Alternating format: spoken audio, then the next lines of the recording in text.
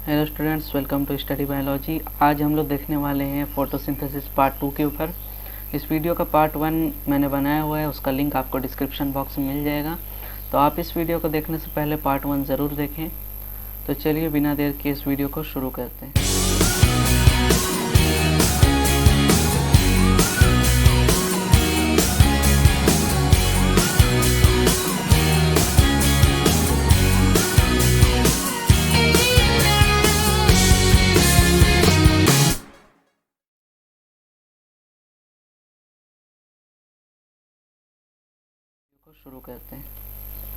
तो पिछले वीडियो में मैंने लाइट रिएक्शन और डार्क रिएक्शन, जो दो रिएक्शन होते हैं फोटोसिंथेसिस के, उनके बारे में बहुत ब्रीफली बताया था, शॉर्ट में बताया था। लेकिन इस वीडियो में इसे पूरे डिटेल में आपको बताऊंगा, ठीक है। तो सबसे पहले इनके बेसिक्स को मैं आपको बता देता हूँ, जो मैंने पिछले वीडियो में भी बताया था। तो जो लाइट रिएक्शन होता है वो डिपेंड करता है लाइट के ऊपर, ठीक है, मीन्स सनलाइट के ऊपर। ये होता है जो क्लोरोप्लास्ट थाइलाकोइड्स होते हैं उनमें होता है। और डार्क रिएक्शन को जो है लाइट की ज़रूरत नहीं पड़ती। डार्क मतलब ये नहीं कि अंधेरे में होगा, इसका मतलब ये है कि उसे लाइट की ज़रूरत नहीं है, वो लाइट के बिना भी रिएक्शन चलेगा, ठीक है। तो इसमें ये कहाँ होता है, जो स्ट्रोमा होता है, ग्राउंड फ्लूइड जो होता है क्लोरोप्लास्ट का, उसमें होता है ये डार्क रिएक्शन, ठीक है। तो इसे हम लोग एकदम डिटेल में भी देखेंगे। तो ये है light dependent face, photochemical face के स्टेप्स, ठीक है। ये दो स्टेप्स में होते हैं। जो लाइट डिपेंडेंट फेस है, जिसे फोटोकेमिकल फेस भी कहा जाता है, वो दो स्टेप्स में होते हैं। पहला स्टेप होता है एक्टिवेशन ऑफ क्लोरोफिल। क्लोरोफिल जो है क्लोरोप्लास्ट में वो एक्टिवेट हो जाते हैं। किससे? वो फोटोन्स, जो लाइट के छोटे, सबसे छोटे यूनिट्स होते हैं, उन्हें फोटोन्स कहा जाता है। तो उनको वो एब्जॉर्ब करके क्या हो जाते हैं, क्लोरोफिल एक्टिवेट हो जाते हैं, ठीक है।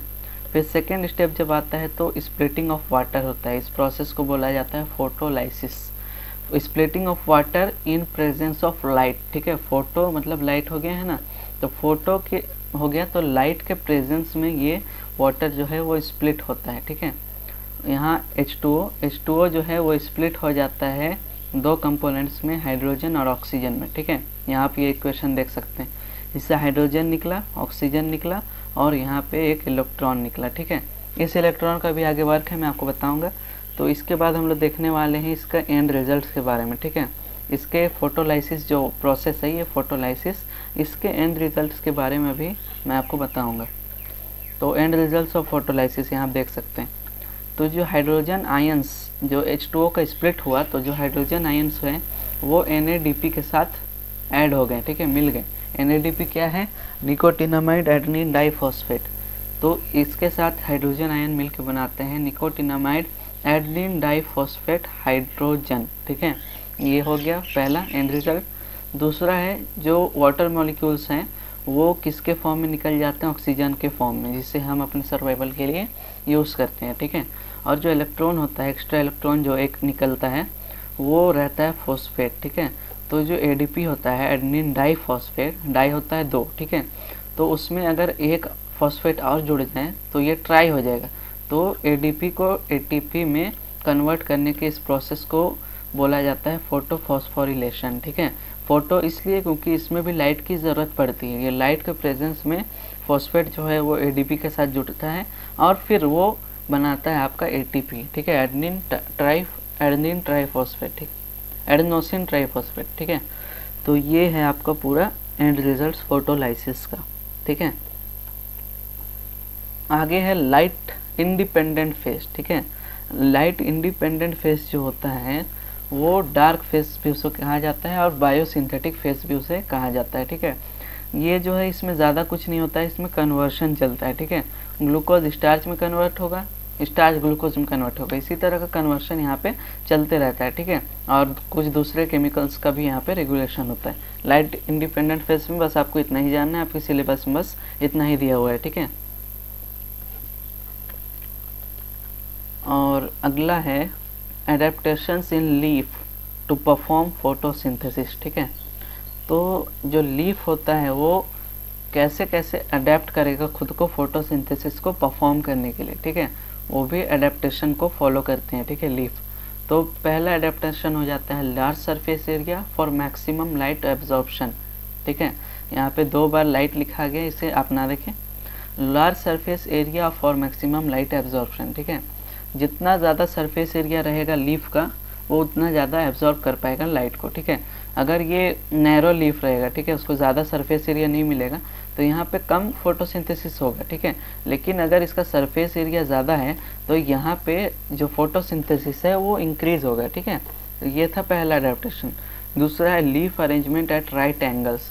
तो लाइट के, मान लिया जाए ये लाइट है, ठीक है, सन है, तो इसके ठीक एंगल में होना चाहिए जिससे इसकी जो रेज है वो सीधा लीफ पर पड़े, तभी ये उस सनलाइट को ट्रैप करेगा और फोटोसिंथेसिस को परफॉर्म कर पाएगा। ठीक है, थर्ड एडेप्टेशन है क्यूटिकल एंड एपिडर्मिस ट्रांसपेरेंट होना चाहिए। ठीक है, जो क्यूटिकल होता है अपर वैक्सी लेयर जो लीफ का, वो और एपिडर्मिस जो सबसे ऊपर का लेयर होता है लीफ का, वो होना चाहिए ट्रांसपेरेंट। ट्रांसपेरेंट नहीं होगा तो फिर लाइट जो है वो इंटरप्रेट नहीं कर पाएगा लीव्स में। ठीक है, और इंटरप्रेट नहीं करेगा तो फोटोसिंथेसिस परफॉर्म नहीं होगा।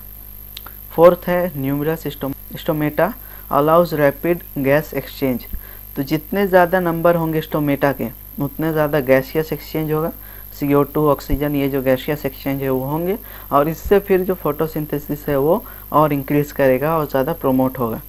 फिफ्थ है थिननेस ऑफ लीफ। लीफ जितना ज़्यादा थिन रहेगा उतना ही ज़्यादा फोटोसिंथेसिस परफॉर्म होगा। ठीक है, वो इसलिए क्योंकि अगर वो थिन है, लीफ जो है वो आपका थिन है, तो लाइट रेज जो है वो जल्दी एब्जॉर्ब होंगे। ठीक है, यहाँ आपको ज़्यादा टाइम नहीं लगेगा, बहुत जल्दी एब्जॉर्ब होंगे। लाइट को जितनी जल्दी एब्जॉर्ब करेगा उतना अच्छा यहाँ पे फोटोसिंथेसिस वो परफॉर्म कर पाएगा। अगला है the chloroplast are concentrated in upper layers to obtain light energy quickly.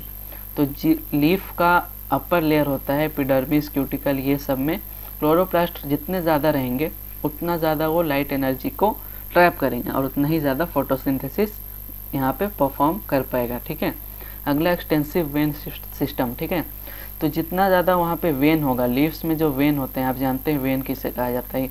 मान लिया जाए ये लीफ है, ठीक है, तो ये हो जाते हैं इसके वेन्स। ठीक है, ये सारे अब इसके वेन्स हैं ये। तो जितना ज़्यादा वो सिस्टम, वेन्स का सिस्टम रहेगा लीफ में, उतना अच्छा फोटोसिंथेसिस परफॉर्म करेगा। वो इसलिए क्योंकि उसे वाटर की भी ज़रूरत पड़ती है, तो जितना ज़्यादा यहाँ पे वेन्स रहेंगे उतना अच्छा ट्रांसपोर्टेशन होगा वाटर एंड मिनरल्स का, तो फोटोसिंथेसिस है जो उनके लिए इजी हो जाएगा। ठीक है, अगला है एंड रिजल्ट्स और इम्पोर्टेंस फोटोसिंथेसिस के। ये आखिरी टॉपिक है आज का। ठीक है, इस वीडियो में बस यही लास्ट टॉपिक है आपका। तो एंड रिजल्ट्स क्या क्या होते हैं फोटोसिंथेसिस के, ये आप बचपन से पढ़ते हैं, आप बहुत अच्छे से इसे जानते हैं। ठीक है, ग्लूकोज, पहला तो ग्लूकोज हो जाता है जिसे प्लांट जो है वो यूटिलाइज करते हैं, वो अपना खाना जो है ये ग्लूकोज ही उनका खाना है, इसी का कन्वर्शन होता है स्टार्च में, और इसी तरह से फिर वो इसे यूटिलाइज करते हैं और उन्हें एनर्जी मिलती है। सेकेंड है वाटर। ठीक है, वाटर जो है वो रिलीज हो जाता है वाटर वेपर के फॉर्म में, क्योंकि लाइट जो है वो एब्जॉर्ब करता है लीफ से, और लीफ से भी लॉस होता है वाटर का, किसके फॉर्म में, वाटर वेपर के फॉर्म में, जो ट्रांसपिरेशन होता है। ठीक है, और थर्ड ऑक्सीजन, जिससे हम अपने सर्वाइवल के लिए ये कंज्यूम करते हैं। ठीक है, अब है इम्पोर्टेंस ऑफ फोटोसिंथेसिस। फोटोसिंथेसिस जो है वो पूरे फूड चेन को प्रोवाइड करता है, फूड। ठीक है, जो फूड चेन है आप जानते हैं, प्लांट जो है उसके प्रोड्यूसर्स हैं, तो ये जो फूड चेन है वो आप जानते हैं कि पूरा जो है वो प्लांट्स पर डिपेंड होता है। प्लांट्स के बिना ये फूड चेन हो ही नहीं सकता है। ठीक है, तो प्लांट्स जो है वो खुद को ही नहीं बल्कि सभी लिविंग ऑर्गेनिजम्स को, जितने भी फूड चेन में हैं, सबको प्रोवाइड करते हैं फूड, और ऑक्सीजन प्रोवाइड करते हैं जिससे हम अपने सर्वाइवल के लिए कंज्यूम करते हैं। ठीक है, यही थे आपके एंड रिजल्ट्स और इम्पोर्टेंस फोटोसिंथेसिस के। यहाँ पे study all the factors by yourself मैंने लिखा है। इस जो फैक्टर्स हैं आपके बुक्स में दिए हुए हैं, जो फैक्टर्स होते हैं फोटोसिंथेसिस को, उन्हें आप अपने से पढ़ सकते हैं, वो बहुत ही इजी है, इसलिए मैं यहाँ पे आपको डिटेल में नहीं बता रहा हूँ। ठीक है, और यही था आज का वीडियो, आपको पसंद आया होगा। अगर आपको इस वीडियो में कोई भी डाउट हो, आपको कोई भी डाउट हो तो आप मुझसे कमेंट करके पूछ सकते हैं, या फिर मेरा वेबसाइट है जिसका लिंक आपको डिस्क्रिप्शन बॉक्स में मिल जाएगा, उस वेबसाइट में जाकर आप मुझसे क्वेश्चन कर सकते हैं। कैसे क्वेश्चन करेंगे उसके ऊपर भी जल्द ही एक वीडियो आने वाली है, उसका लिंक भी आपको जल्द आपके डिस्क्रिप्शन बॉक्स में मिल जाएगा। तब तक के लिए bye bye. like a Hellcat.